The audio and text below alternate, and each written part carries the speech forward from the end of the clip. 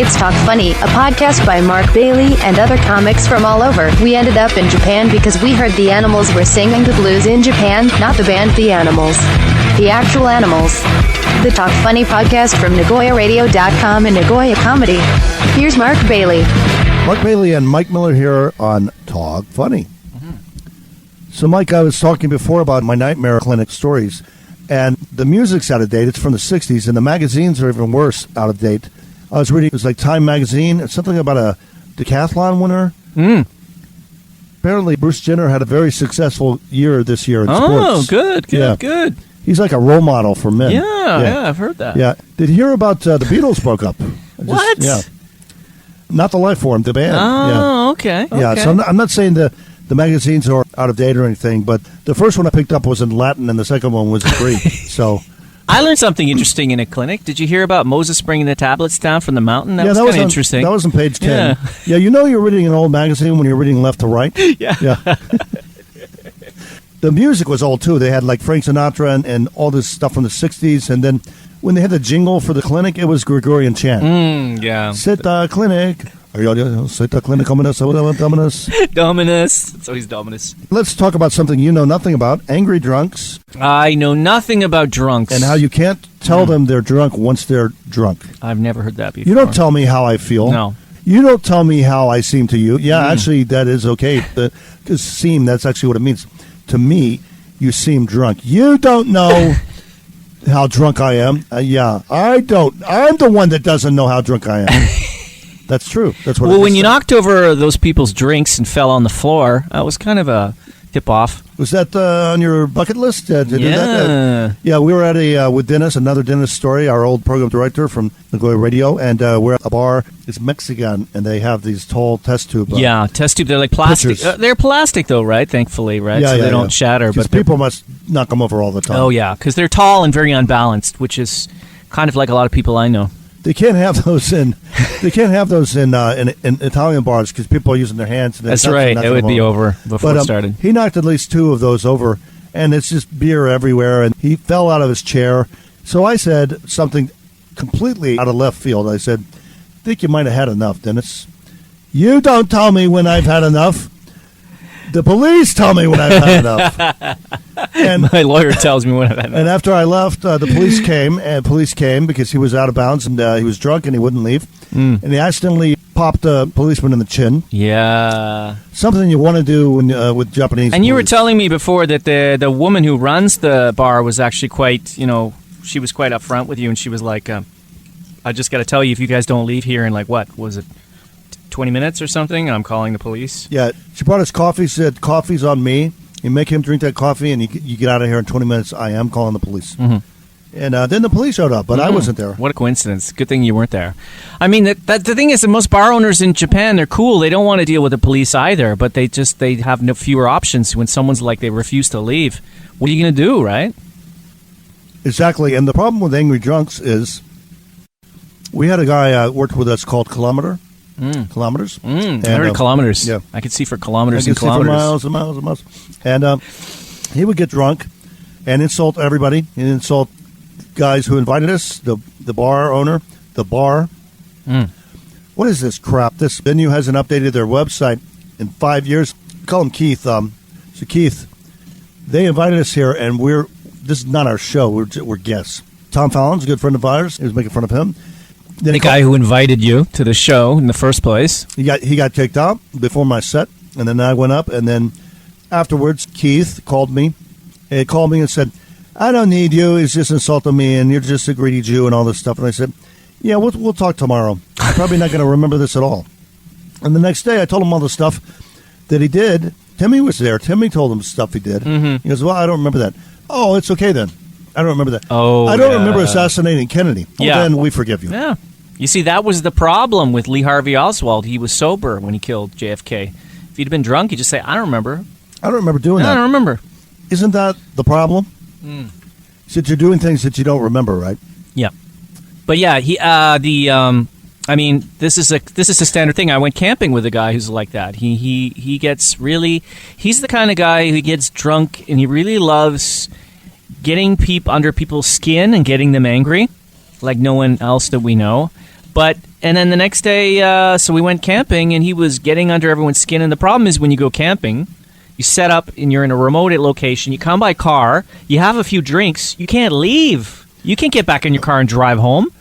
You're stuck there. I'm not sure is this a guy whose name is one of the months of the year? Yes, perhaps. Okay. Perhaps. Who he's loves fire too. Very flippant. Yeah, guy. but he was like the next day he was like, hey, it was fun, right? And we're like, no, it wasn't. It was really kind of scary, because here's the thing: you show up and when you go camping, you got to bring a knife, right? Right. And so this individual has knives. He brings a knife everywhere. Yeah, you know what I mean? It could go wrong real quick when you have knives in a situation like that. But to be fair to him, I'll be fair to him, he's kind of cleaned up his act a bit. He's not like that anymore.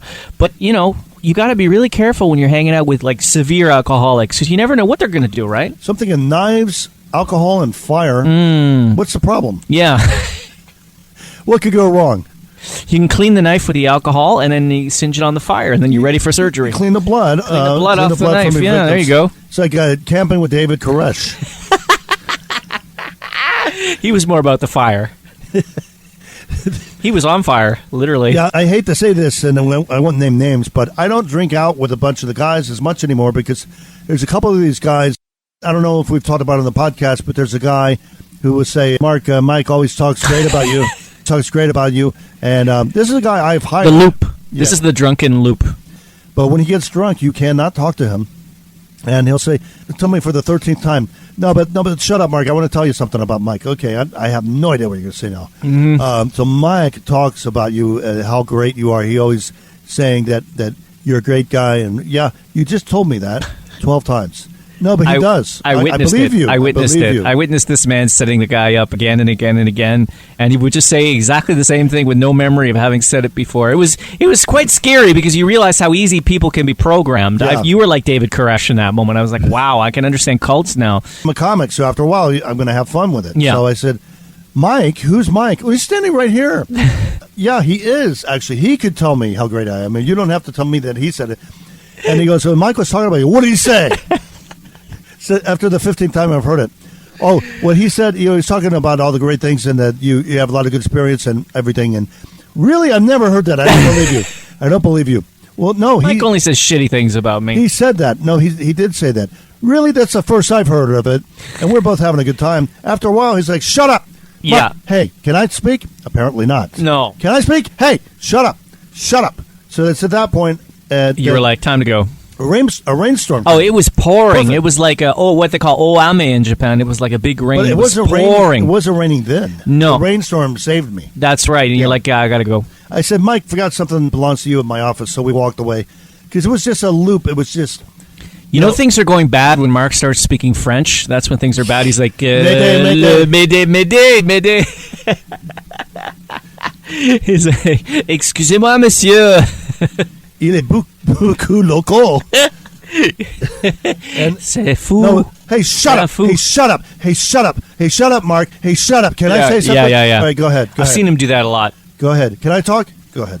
Yeah, and then there's nothing to say. So, Mike, right? Shut up. So Let me Mike, say it. Yeah. So, I want to tell you something, Mark. Will you just shut up? Okay. Yeah.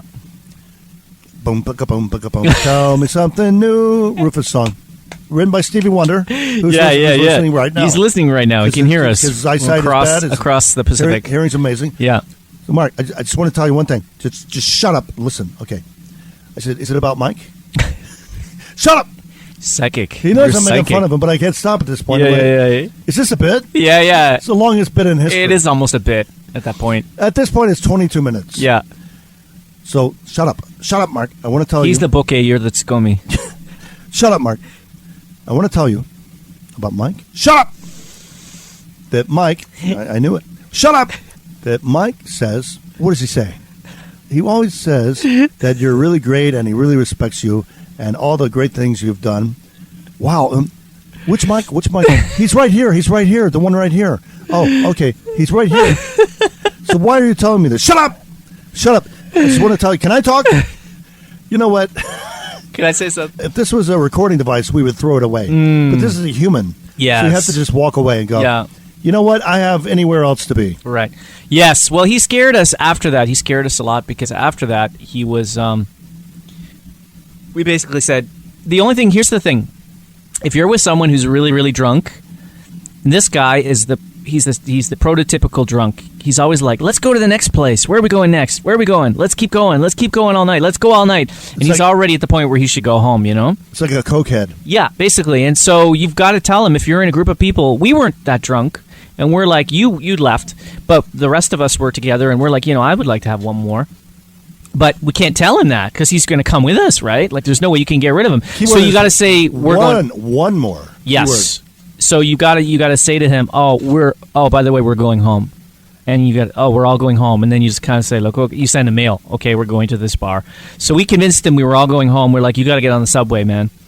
And he's at the top of the subway station near where we are right now, which has a very steep staircase. And he's at the top, and he's kind of wobbling. And I'm like, oh, my God, he's going to fall down those stairs. And I was like, you got to be careful. I'm yelling at him. And finally he was okay. But this is the thing about being with alcoholics. At a certain point, they're adults. Like, this is what Timmy always says, because he knows a lot of alcoholics. I don't know why. Who? Name. Maybe he has some issues as well. But does he know himself? Yes. Oh, he knows himself well. Actually, he's quite good at it, because whenever he sees things going south, he's like, yeah, I gotta go. He's out there like nobody's business. He's gone. He is good at that. He's good at the quick escape. But yeah, he says the person is an adult, it's not my responsibility to hold their hand all the way home. I mean, they're an adult. But at the same time, when you see someone like at the top of stairs kind of wobbling, it's scary. And thankfully, he made it okay. He made it home okay. And everything was fine. And he probably didn't remember any of it the next day. Well, definitely didn't remember any of it. But that's the scary part of hanging out with alcoholics.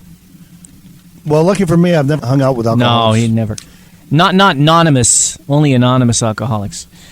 Yeah, that's the problem is, what people are listening to this who don't live in Japan, what you don't realize is when a foreigner gets drunk or he falls downstairs and he's bleeding, if a station master or a cop sees that, that's a police report. Yeah. They have to investigate, did somebody hit him, somebody push him, why is he so drunk?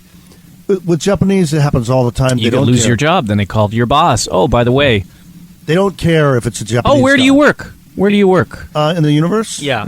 That's what a lot of cops will ask. But with Japanese, they don't care because a lot of those guys are from Toyota. I've seen people literally crashed out in Sakai Station, the main subway station in Nagoya, on a bench, literally out cold, and nobody talks to them. Nobody comes, and nobody. Maybe at the last turn, maybe when they're closing the station, they'll come and they'll knock the guy and say, "Hey, you got to get out of here." Gently. Yeah, but I mean, no one's going to come and arrest that guy. But with foreigners, the cops are always waiting for an incident. A lot of right-wing Japanese are waiting for an incident. So if one of us one of those guys falls, it's a police report, and all you guys got to give statements to the cops. Right. Now your name is there. They might call your wife, your girlfriend. They might call... excuse me, who's calling? Oh, it's Nakaku Police. Oh. I blocked that number by now. I went on my wife's phone and I blocked that number. Smart idea. It's not just like, we'll take care of it. We'll take him to my place and we'll put an ice compress on his head. It's going to be okay. No, they will call the police because, as you say, it's an incident, right? Mm-hmm. So we have to be very careful. We cannot be as drunk as Japanese people get in Japan because we're not even allowed to get the contract payments from the Japanese government for COVID. Mm-hmm. You think we're allowed to be out drunk at 2 a.m.? No. Foreigners must be upstanding individuals. That's in the new constitution that's coming. It's in the new constitution, yeah. We're going to continue next episode. Mark Bailey, Mike Miller, and Talk Funny.